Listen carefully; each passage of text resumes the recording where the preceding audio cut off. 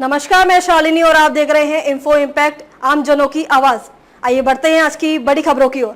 चाचा भतीजे के साथ आने की कोई उम्मीद है? अजीत पवार की मां के बयान पर क्या बोले शरद पवार गुट के नेता? महाराष्ट्र में नई सरकार के गठन और कैबिनेट के बंटवारे के बावजूद कई मंत्रियों ने अपने विभाग का चार्ज नहीं लिया है। इसको लेकर शरद पवार गुट के नेता महेश तापसे ने महायुति की देवेंद्र फडणवीस सरकार पर बड़ा आरोप लगाया है। उन्होंने कहा कि महायुति के नेताओं के पास सरकार चलाने की कोई प्लानिंग ही नहीं है। एनसीपी एसपी प्रवक्ता महेश तापसे ने कहा कि मौजूदा सरकार के मंत्रियों को पता है कि सरकार के पास अभी आर्थिक नियोजन और सरकार चलाने के लिए जो प्लानिंग होती है वो नहीं है, इसलिए अभी कुछ मंत्री आराम से बैठे हुए हैं। वर्तमान समय में महाराष्ट्र की आर्थिक स्थिति बहुत ही बिगड़ी हुई है। मुख्यमंत्री देवेंद्र फडणवीस और उप मुख्यमंत्री अजीत पवार से मेरी अपील है कि सबसे पहले उन्हें महाराष्ट्र को फिर से आर्थिक प्रगति पर लाना चाहिए।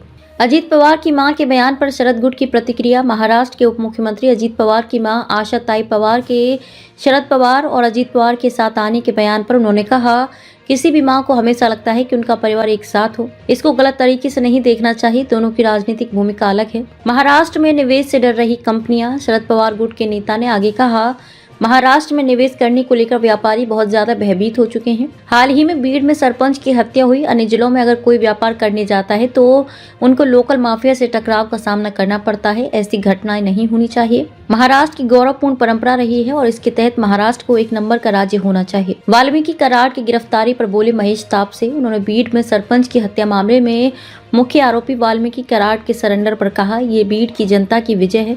सारे विपक्ष के राजनीतिक दलों ने एक साथ जैसे आंदोलन किया और महाराष्ट्र के मुख्यमंत्री एवं गृह मंत्री पर एक प्रकार का दबाव बनाया है।